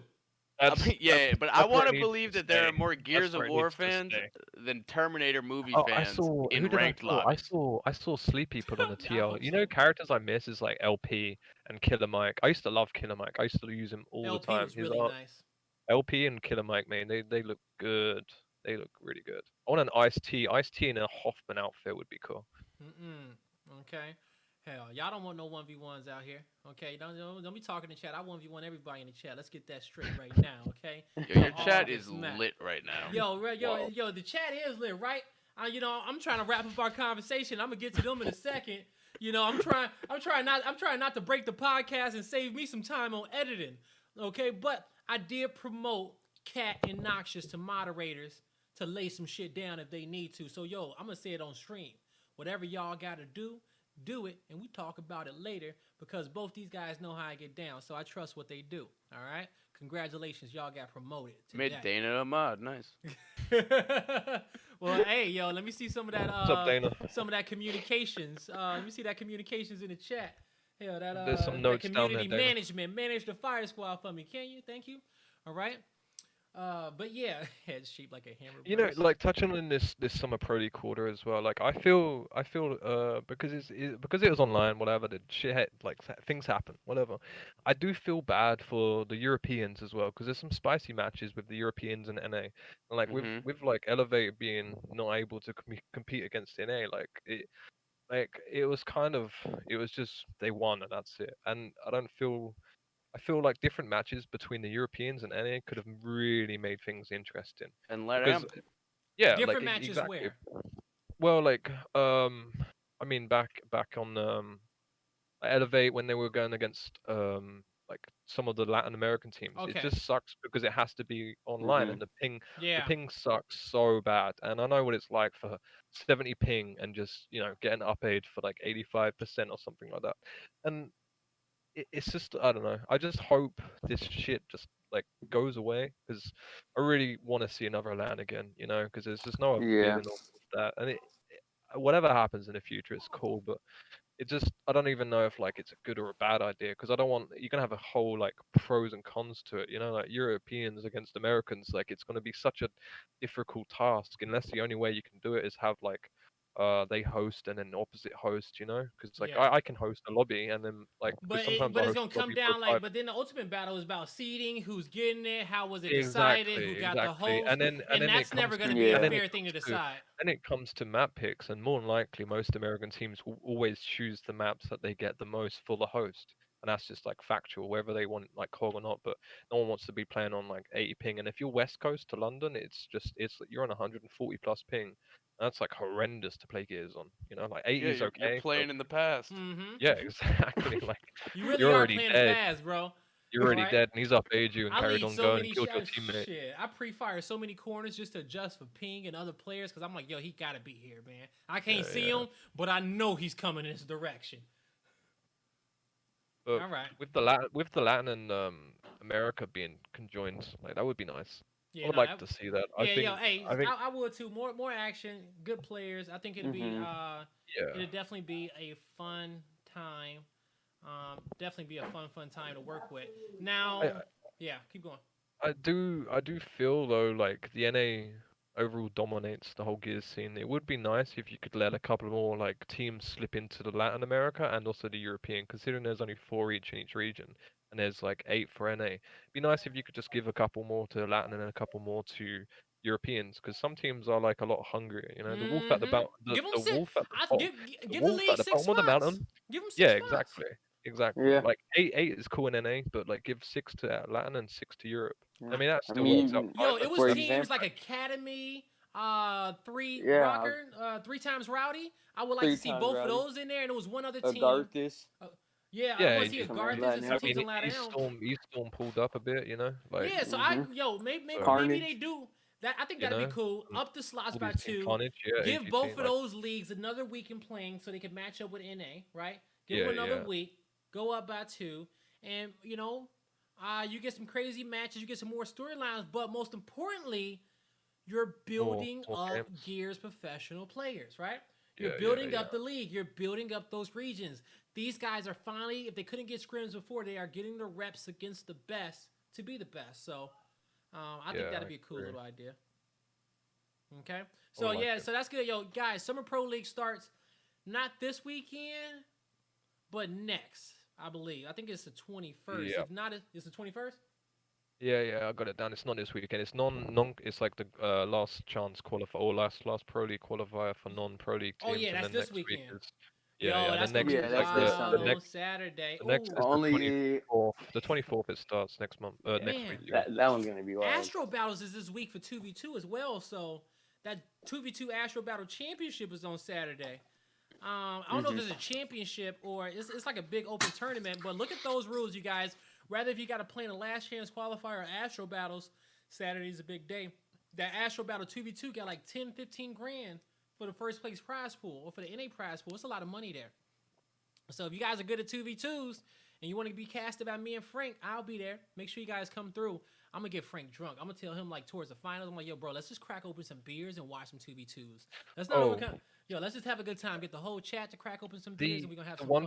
The one thing that I was like, I wasn't angry. I was just extremely disappointed. Is I kind of wanted a side stream, right? Because the main stream is great, but I wanted a side stream. I wanted, and now like I don't know if like what Colin's doing or UMG, but I wanted another side station because I wanted to see some matches. Because I There heard were like so many good matches. I heard Reborn took Rise to map 3, won like 4-4, and that would have been nice to see. And I would love to like try and indulge my eyeballs on that a lot. I would have loved to see the Rise and Reborn match too. Yeah. So, I would like to see the Rise PDHM.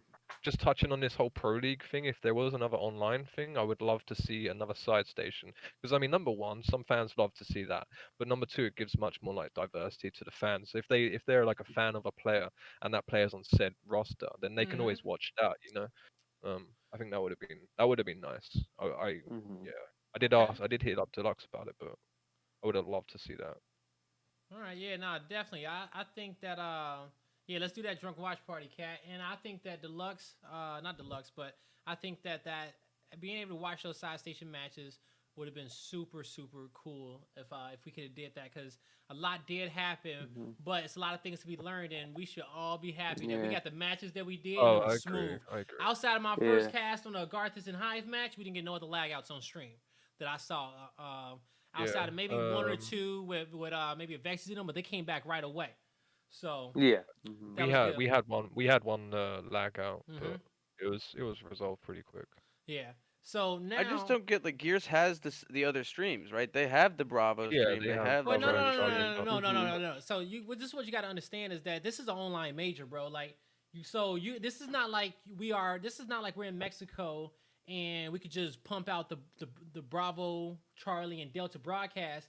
If UMG was to do that for this one, Oh, They would right, need double UMG, the right, people in their studio to even do another different casting stream and get Yeah. those codes in And then locked you in. have to bring in the health and safety though, Bro, because it of would have been everything a that's whole going on. So process to make that shit happen for them. Yeah. So, they did a nice job. they Like did a I They great, like did a really good great job job. regardless. I Really love great the job. production. Ryan killed it. Him and the whole UMG squad, Yeah, yeah. they fucking killed absolutely. that, and y'all should all show them love for doing so. Okay.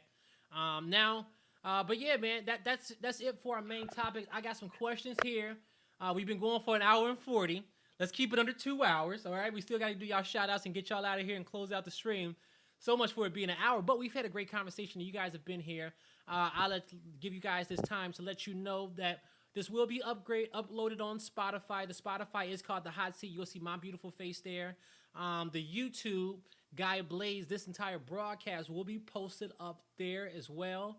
And then, I'll be posting little clips throughout the week of some of the awesome things that we talked about too. So if it's some hot tidbits that you guys like, we'll get them chopped up. Okay, whatever conversation you like the most in the stream, let us know right now in the chat so we know, and I get those chopped up in 10-15 minute bits so you guys can share them out to your friends or use those as conversation starters throughout the TL or whatever y'all want to do there. Now for the questions in which we got, we'll run through this real quickly. Question number 1 was that question for the coaches: is there a coaching difference between EU, LATAM, and NA coaching styles? Have you ever heard the you- LATAM coaches speak? Because it's like 100 miles an hour faster than any of us. Well, speak. it's funny because I gave some tips to you guys, and I don't know if that helps. Like when like Perp was asking me, and I Mhm. helped you out great as well. But Yeah. I showed Rubik's at the beginning of like what I did, so I don't know if he took that on board, involved it. But I know, like I Mhm. also helped the Eaststorm coach out as well. So like Yeah. I think it's kind of the same baseline, but Mm-hmm. I think it Mhm. comes down to the individual and then it comes down to the individual against what team and what team they're in. If you're in a Mhm. toxic team, you need to be quite straight-headed and not let that toxic shit get to you. You need to Yeah. just go and you need a breather in the Yeah. garden after scrims or something like that, right? Because I've had that in the Mhm. past. Find your So muted I think players. I think like you need to give them a timeout in the corner or some Mhm. shit. Like you need to let them relax and just go on their way. But for me personally, like I think as long as each coach is doing what they're supposed to be doing in For each that role in team. each team for that specific team, because I like I remember Joe said one time, or I think it was Joe Ashes, I can't remember, but he was like they could jump from like if you put Joe into UIU, he might be better than Ashes, or if Might you put be. Ashes into Rise, he might be better than them. But how their coaches evolves more around their team, rather than the Mm-hmm. specific person themselves. I think it Mhm. just That's goes true. down to You it just gotta you goes gotta down to evolve around those 5 personality. players, and you gotta ask yourself, what do these 5 Exactly, players need? exactly. Because some And squads you you need may Yeah. have a great IGL, and you don't have to make the call out, so you're good there, and you're just yeah, calling numbers and making sure that you yeah, give him the information that you need. exactly. Some I teams mean, may have a some player like teams Pale already who have don't it. talk too much, or like Jerpy, Yeah, and you need to make call outs for these guys and watch yeah, their yeah, screen, because some guys Mhm. cannot actually talk and play at the same time. That is a yeah, yeah. hard skill to do. And that extra voice for their Yeah. player, especially like some players have it, where A they're in the voice of zone, reasoning and too. if you call out like said person on wherever, like around the map, that's an extra voice that your team's heard, and it's like TACCOM quick look, like go, done and easy. I think it just comes down to individual. I don't think there's a set role. I mean, Mm-hmm. I could be wrong. I mean, I know there's Andy who Andy's off of Rated R, and I know like I've helped him out a little bit as well. And um, again, I don't know too much because I don't want to ask because I don't really care. As long as I'm doing my job and my team's doing my job and we're doing a good thing, that's cool. But I mean, yeah, that's from my point of view. So like knowing that I've talked Yeah. to an East Storm's coach and then I've helped him out with what I told him literally because I knew him as a friend before he became a coach, and I helped him out with everything and I showed him everything that I did, and he was just like, "You're insane." I was like, "Cool, man." But as long as you understand what I do, then you can take that on Mm-hmm. board and go away and then Yeah. evolve that into your own self, Yep. into your team. Because I might not be able to. Well, not that I can't speak Spanish, but I couldn't just jump into that team and sort them out instantly. I'd have to give it like a week or two.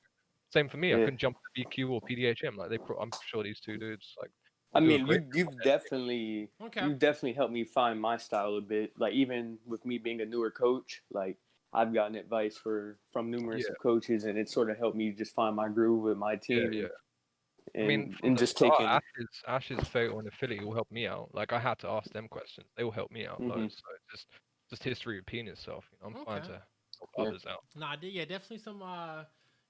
Hey, you guys ever need some help on your coaching? Hit up these guys. I've seen what Jackal does for. I've seen what Jackal does for Parallax Gaming, and it is impressive. And you guys would be lucky to have someone who is that meticulous in detail on your squad, and I'm sure just like the rest of these guys as well. But hey, I they're know here my to team help you out. appreciates me. I know Yep. my team And that's all that appreciates matters, me. right? You don't And care about what everybody else that's thinks, as long as your team exactly. As appreciates long as you. my team knows what I'm doing, yeah, they're Mm-hmm. Yep. cool. You That's know, all All that right. I get matters the for me. respect. I Next get the question. respect I deserve. So. When it comes to Speedy and Toy Soldier, do you feel they can adjust based off being out of the competitive scene so long? Do I feel like they can be adjust?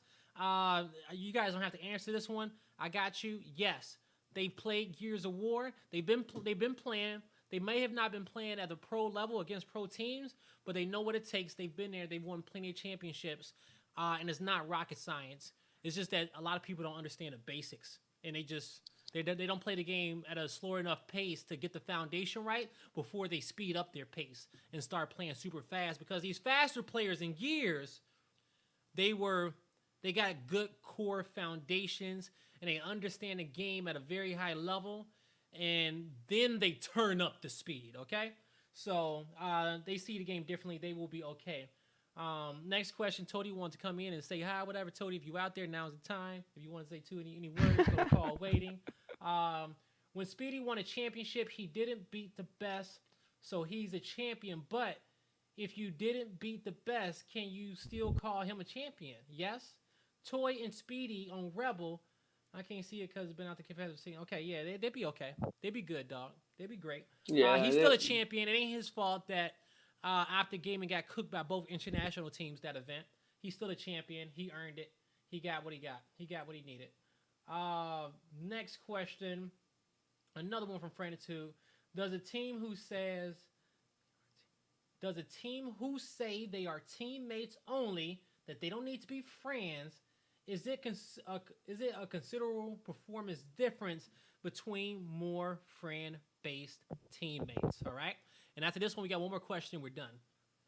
So, do you guys feel like can you bring people on a team together just for business, or do they have to be close? You can, but you have to be smart about it. So I remember when I was teaming with the dude back on UE, right? And like in game we got along. In game, like we were great in game, but outside of the game, I told him I wouldn't even have a beer with you. I wouldn't even look at you in the street. Like I wouldn't even care about you at all. Like you could do whatever you want, but in game we worked really well, and he was like my IGL, so I respected him.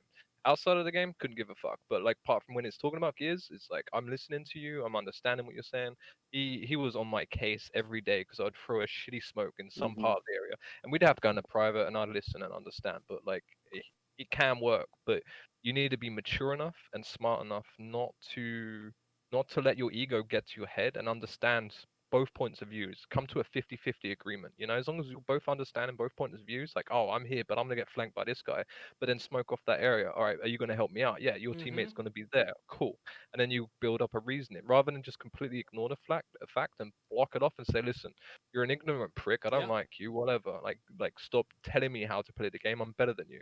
You drop that and then come to a consistent level of understanding each other, it gets into a chemistry stage. And once you get into that stage of chemistry, things will just fly high, you know? So Yep. That's that I feel chemistry like stage. Yeah.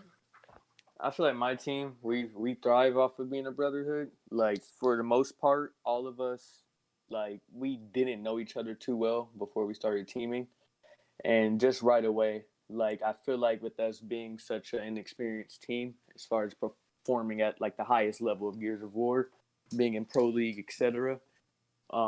We've sort of learned to help each other grow, and with us not having that much experience, we've come up together and gotten to the position we're in now because we've built stronger relationships with each other, and my team just thrives off of it. Like we hang out outside of the game. We play from Roblox to Madden. Like we do all kinds of things. So it's definitely helped my team. I think if anything goes from business into friendship in a weird way, rather than the other way around. Yeah, that's a good flow, right? Mhm. That you guys Yeah. come together we're working towards a cause, this equal goal of being the best team that we can be, and everybody put 100% towards that. And I think that is super important. That you guys establish what type of team you want to be and what goal y'all working towards. And when it's time to play, you bring 100% of yourself. Turn the phone off, block Twitter off, go over the maps, get the scrimming out the way. Treat it as a job. Treat it as you're trying to win some money and some life-changing money. Because I know a lot of y'all don't bring that energy. Y'all play it like when y'all first started scrimming. Well, let's just go scrim, right? And then game time comes closer to tournament time, y'all start teeing up a little bit more. Y'all start hitting these shots. Why can't you do it the day after the tournament is over, right? Why can't you keep that focus like Jordan? Why can't you stay on your practice game and make it happen? And so, I will challenge a lot of teams going into this quarter and a lot of players to take it serious. Go an extra step than you did. Yeah, go an extra step than you did last quarter, dude. And if somebody thinks that shit ain't cool, well, if you feel weird about this shit, then stop playing esports and get that motherfucker off your team, okay?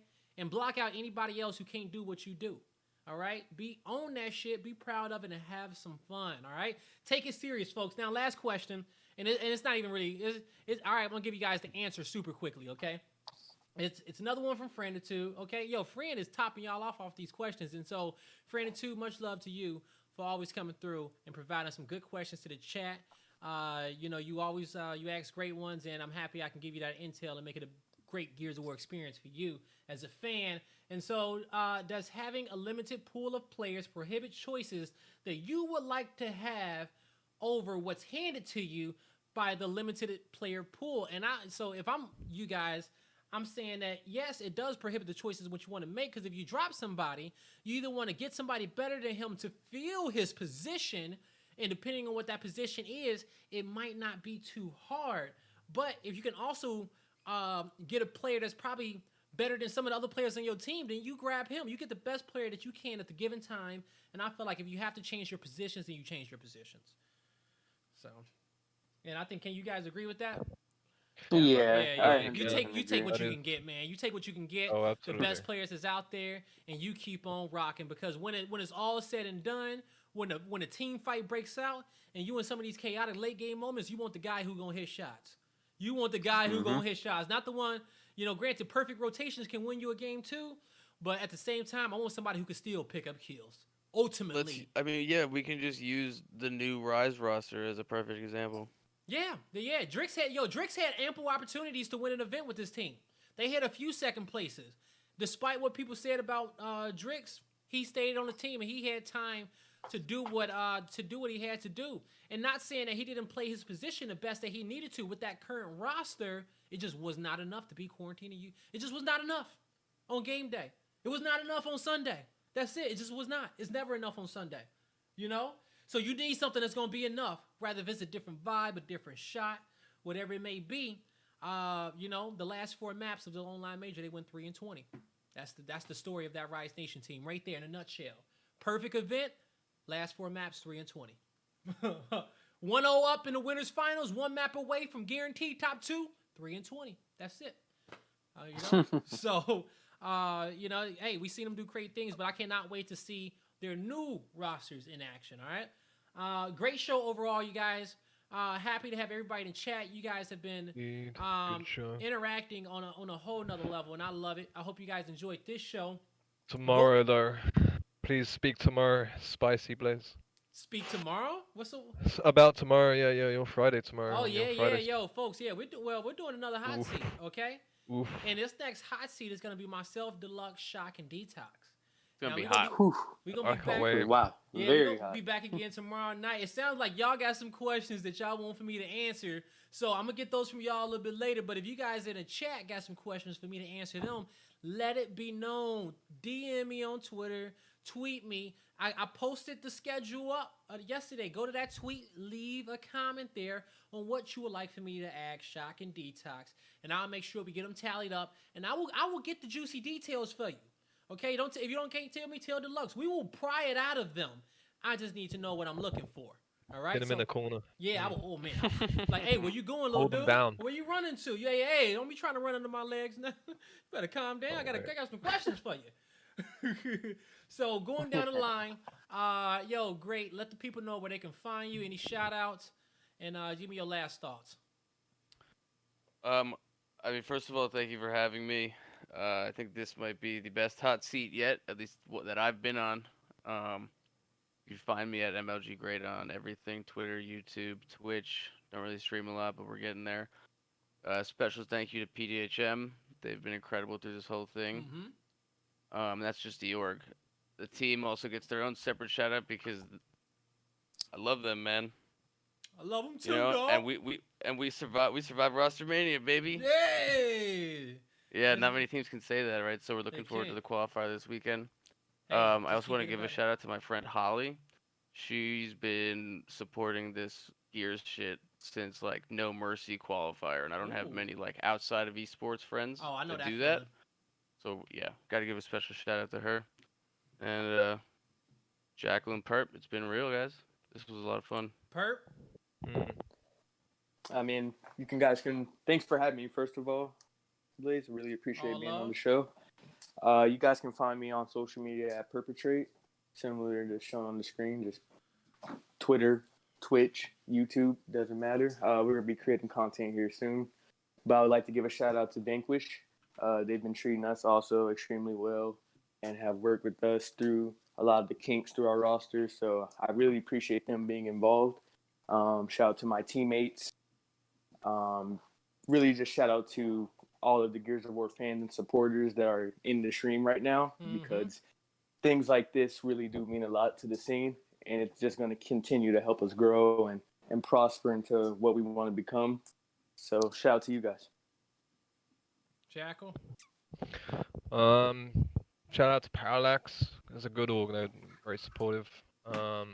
My teammates as well. Shout out to my team. I actually love my team for real.